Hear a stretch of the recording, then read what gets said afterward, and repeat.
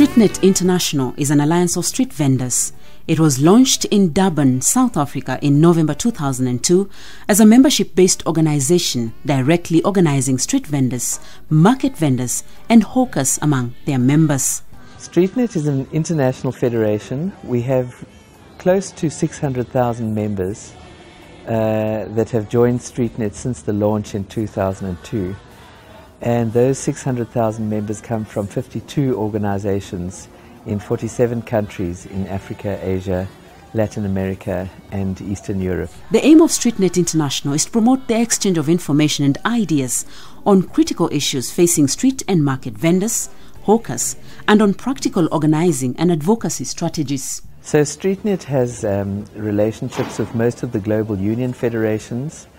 The strongest one is with UNI, which is the Global Union Federation organizing workers in the commercial sector.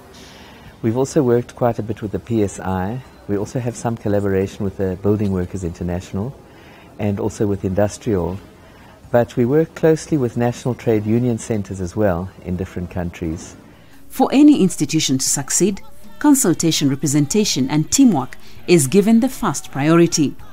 ITUC is an umbrella body that brings together 6 trade union centers from the 5 East African countries, that is KOTU from Kenya, TUCTA from Tanzania, NUTU from Uganda, SESTRA from Rwanda, KUSIBU from Burundi, and ZATUC from Zanzibar. The reason we have 6 and there are 5 nations is because issues of employment are non-union matters in the Republic of Tanzania. So Zanzibar have their own ministries in charge of labor, and Tanzania mainland also have their ministries in charge of labor. So issues of employment and non-union matters. So those are like our membership in the East African Community region. Informal workers must demand for social dialogue, whereby without their involvement there will be nothing for us without us. So what also happens is that trade unions in a particular country, like KOTU in Kenya, has a collaborative relationship with StreetNet's affiliate Kenasfit in Kenya. And in Tanzania, our affiliate is TWICO, which is one of the strongest trade unions affiliated to TUCTA. And then when it comes to Burundi, our affiliate Sivebu is affiliated to one of the unions which is affiliated to the National Center in Burundi. So many of our affiliates are actually affiliated to trade unions themselves. Some are actually registered as trade unions, but where they are not, we get them to work closely with them. And then StreetNet collaborates at an international level. And we also work with the regional structures of the ITUC, like ITUC Africa. We also work with OATU, the Organization of African Trade Union Unity, and we even have some emerging collaboration with the other international federation, which is the World Federation of Trade Unions. Most of these vendors are women who do not have a legal backing to protect their work and social rights. They are also suffering from exclusion and discrimination by the municipal authorities, from the media, and from the civil society sectors. All of these organizations do not recognize the quality of informal sector workers and citizens. They only brand them as hawkers. The sector that we are involved with, which is the street vendors and market vendors sector, the biggest problem faced by the workers in our sector is harassment and lack of security from where they are selling. Because the places they sell on the streets, they are constantly being harassed.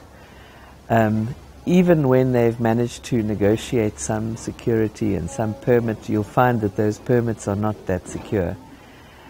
So that lack of security is probably the biggest problem of all. But of course there are other problems too, and part of it is lack of facilities where people are working. They also have problems of lack of access to credit sometimes. But all of those are secondary to the insecurity where they trade, and the actual harassment. And that's because of the fact that there are not sufficient urban policies to protect sort of an inclusive approach towards informal traders. And the urban policies that don't recognize that informal traders are the people that are earning a living, usually with very little, and when they do get chased off the streets, they completely lose their livelihoods. It is everyone's campaign to make sure that informal workers have labor rights that include to be given more markets and trading sites, social amenities to be provided by local authorities, to be recognized by governments, considering that the largest percentage of tax collection comes from the informal sector. In the region, you may realize that now we are implementing the East African Common Market Protocol, which entails free movement of workers across borders of the 5 East African Community countries. And we've seen a lot of workers moving from Burundi to Tanzania, and Tanzania to Rwanda, Uganda. So we have a lot of cross-border traders, some of them to a small scale, but we still have our own challenges. Workers are not moving as much as we entailed after signing of the Common Market Protocol. Work is central to our well-being. Therefore, employment creation and livelihoods in informal economy is key to guarantee decent employment to all.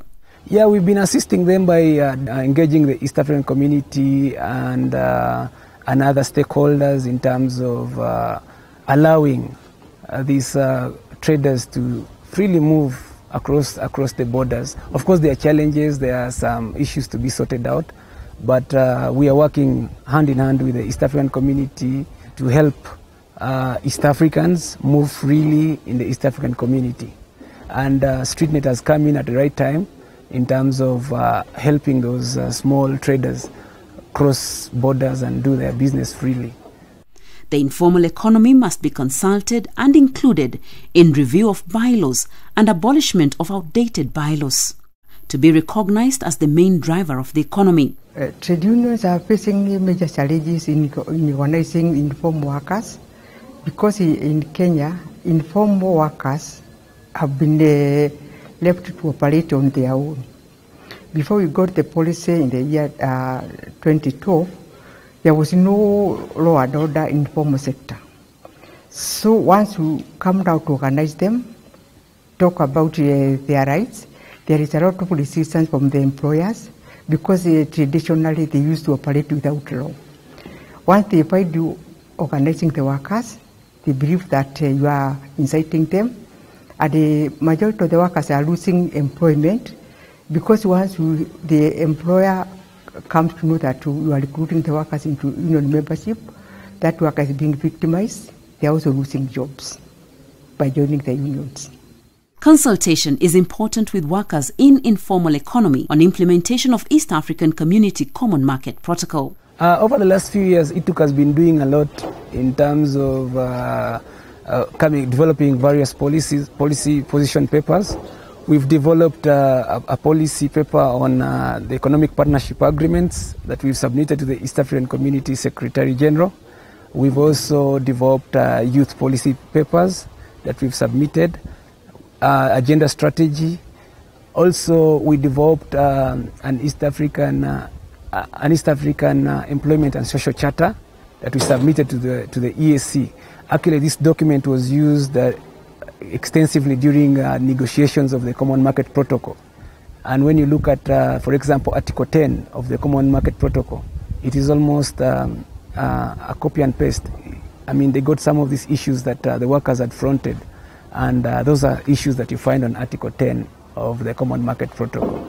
Also, you find that we've come up with a lot more positions. Right now, we are currently working on a charter on the extractive industry, good governance in the extractive industry, and we expect to have this document ready next year and front it to the East African community. So, in a nutshell, that is what ITUC does: get issues from our membership, what are the pertinent issues affecting them, and then fronting them to the East African community. Social protection is the backbone of all employed workers. It is a requirement and a measure to be taken for informal workers. The recognition by governments is important and a must, since the informal economy is the leading in paying taxes. We help to fight for their rights as workers, and we act as a voice for them, because in associations they don't have a voice. But when they join the union, that's when they get a voice. I can give an example. There is a market group of women called the Galimas. They had lost their working premises, but when they came to the union, they had to be given back the working premise. Even airport tax, they had denied them office space, but when they came to trade union, they were given the office space, so they act as a voice. People working in the informal economy must be assured of decent work environment, safe and clean water, and access to clean ablutions. They should as well fight and set their minimum wage to guarantee them decent work and decent living. Collective bargaining is also a challenge, especially in informal economy.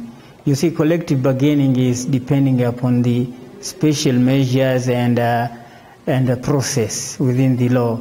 And I told you that we have no special legislation covering informal economy. So we are doing much of negotiation and social dialogue more than collective bargaining. The world is becoming a global village, and whatever affects people affects their trading lives as well. Workers have secretly migrated from one country to the other, and therefore called migrant workers, carrying out cross-border trade. This has either denied many citizens a proper income and revenue to the authorities. We are dealing with mainly transporters, and that is a wide variety of people. We have airport taxi, we have taxi drivers, and commonly known as matatus. We have long distance truck drivers, we have bus drivers, and of which some of them go across the borders. Trade unions should push their governments to ratify Convention 43 on migrant work and to get governments to formalize procedures for informal cross-border trade. Well, we have members who are cross-border traders in all the countries because we are an international organization. Many street vendors are either sourcing some of their goods across borders, or they are selling some of their goods across borders. And with informal cross-border traders, many of them are walking across the borders, and they're very vulnerable to lots of corruption, double taxation, officials who, I would say, abuse them, sometimes demand sexual favors, particularly the women.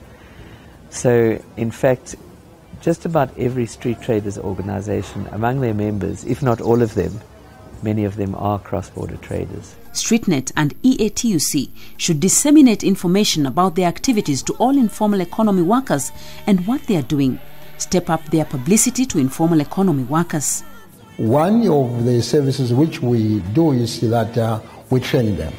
Train them in human rights, train them in gender issues, train them in leadership, train them in HIV and AIDS prevention, and also others in the party. We train them in different things of which we feel that our members should have. This includes business management skills and also savings and credit in the form of SACCO, something like a cooperative, so that among themselves, since they cannot get something from the bank, they can borrow money among themselves so that at least they can boost up their businesses. Guess who? You are getting a loan of 10,000. Your savings are 3,350. You are qualifying to get that loan. Your security is 3 goods. Time of paying this loan is 4 months.